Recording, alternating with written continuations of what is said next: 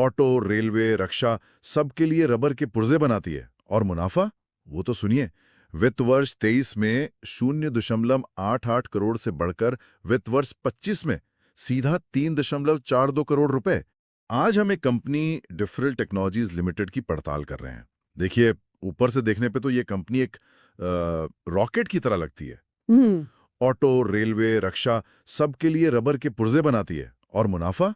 वो तो सुनिए, वित्त वर्ष 23 में 0.88 करोड़ से बढ़कर वित्त वर्ष 25 में सीधा 3.42 करोड़ रुपए। नहीं, ये ग्रोथ तो जबरदस्त है, इसमें कोई शक नहीं। और कंपनी का जो दावा है वो भी काफी मजबूत लगता है। क्या दावा? यही कि वो अलग अलग सेक्टरों में काम करके अपना जोखिम मतलब रिस्क कम कर रही है। और तो और उन्हें रेलवे सप्लाई चेन के लिए आरडीएसओ से मंजूरी भी मिली है। हाँ, अनुसंधान अभिकल्प एवं मानक संगठन से। ये तो एक बहुत बड़ी बात है। बिल्कुल। लेकिन जब हमने स्रोतों को खंगाला ना, तो कहानी में एक कह सकते हैं दिलचस्प मोड़ आया। एक तरफ ये शानदार ग्रोथ है। और दूसरी तरफ कुछ ऐसे आंकड़े हैं जो एक अलग ही पहेली सामने रख देते हैं। बिल्कुल। चलिए तो फिर इस पहेली के पकड़े एक एक करके जोड़ते हैं।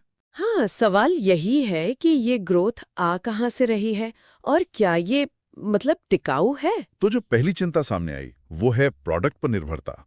सितंबर 2025 तक कंपनी का 99.33% रेवेन्यू, 99%? हाँ 99.33% सिर्फ एक ही चीज से आया, रबर होज और असेंबली।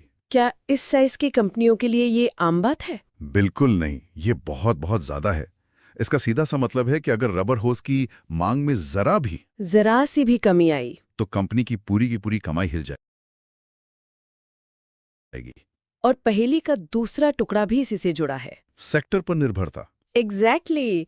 कंपनी भले ही रेलवे और रक्षा की बात कर रही हो, लेकिन उसका 91.22% राजस्व तो सिर्फ ऑटोमोबाइल सेक्टर से आता है। तो मतलब निर्भरता सिर्फ प्रोडक्ट और सेक्टर तक ही सीमित नहीं है ना? नहीं, बिल्कुल नहीं। स्रोतों में ग्राहकों के बारे में क्या पता चलता है? और यहीं पर आप समझिए कि कहानी और भी गंभीर हो जाती है। यहाँ पर स्रोत में मुझे एक आंकड़ा मिला जिसने मुझे सच में चौंका दिया। क्या? वित्त वर्ष 25 में कंपनी का करीब 83.91% रेवेन्यू सिर्फ एक ग्राहक से आया था। एक ग्राहक? हाँ, एक। और एक ही राज्य भी? वित्त वर्ष 25 में मैंने देखा 90% से ज्यादा राजस्व सिर्फ हरियाणा से आया।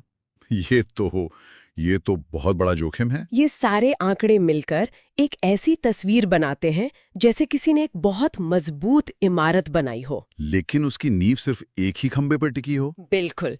वो खंबा जब तक मजबूत है सब ठीक है, लेकिन जरा सा भी हिला तो। और हमें ये भी नहीं भूलना चाहिए क्या कि वित्त वर्ष 25 में कंपनी का कैश फ्लो भी नेगेटिव था।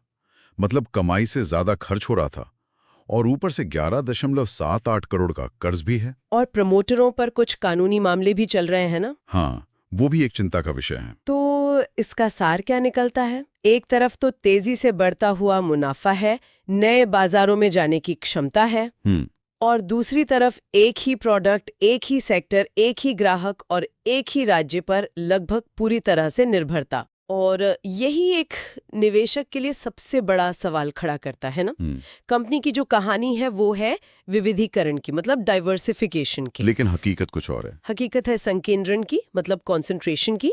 तो सोचने वाली बात ये है कि किसी भी निवेश से पहले ये जानना कितना जरूरी है कि कंपनी जो कहानी सुना रही है और उसके आंकड़े जो हकीकत बता रहे हैं, उन दोनों में कितना फासला है।